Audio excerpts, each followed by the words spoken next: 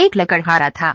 वह जंगल से लकड़ियां काटता और गांव के बाजार में बेचकर अपना जीवन चला रहा था। उसे इस काम से सिर्फ इतना ही पैसा मिल पाता था कि वे थोड़ी बहुत खाने की व्यवस्था कर सकता था। बहुत परेशानियों में उसका जीवन चल रहा था। इस वजह से वह बहुत दुखी रहता था। एक दिन लकड़हारे के गांव में एक विद्वान संत पहुंचे। संत के दर्शन करने और उनके प्रवचन सुनने के लिए लोग दूर दूर से गांव पहुंच रहे थे। गरीब लकड़हारा भी संत से मिलने पहुंच गया। मौका मिलते ही गरीब व्यक्ति ने अपनी परेशानियां संत को बता दी। उसने संत से कहा कि आप भगवान से पूछिए कि मेरे जीवन में इतनी परेशानियां क्यों हैं। संत ने उससे कहा कि ठीक है, भगवान से प्रार्थना करूंगा। कुछ दिन बाद लकड़हार संत के पास फिर से पहुंचा।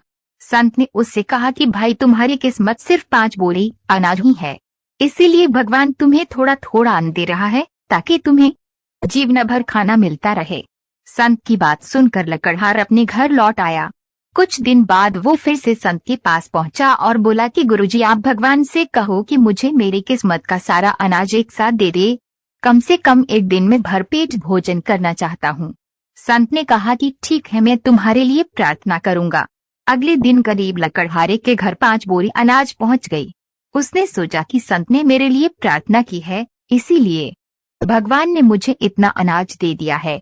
उसने बहुत सारा खाना बनाया, खुद खाया और गांव के गरीब लोगों को बांट दिया। सभी ने उसे दुआएं दी। अगले दिन उसके घर फिर से 5 बोरी अनाज आ गया।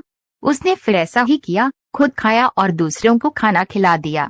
काफी दिनों तक कैसा ही चलता रहा। फिर एक दिन वे संत के पास पहुंचा और पूरी बात बता दी। संत ने उससे कहा कि भाई, तुमने अपनी किस्मत का अनाज दूसरों की खिला दिया तो तुम्हारे इस नेक काम से भगवान बहुत प्रसन्न हैं। इसीलिए वे तुम्हें अन्य जरूरतमंद लोगों की किस्मत का अनाज भी दे रहे हैं ताकि तुम उन्हें भरपेट भोजन करा सको। संत की बात गरीब व्यक्ति को समझ आ गई। इसके बाद उसने दूसरों को खाना खिलाने का सिलसिला जारी रखा। सीख इस कथा की सीख ये है कि जो लोग दूसरों के दुख दूर करने के बारे में सोचते हैं, उनकी मदद भगवान भी करते हैं। इसीलिए दान पुण्य करते रहना चाहिए।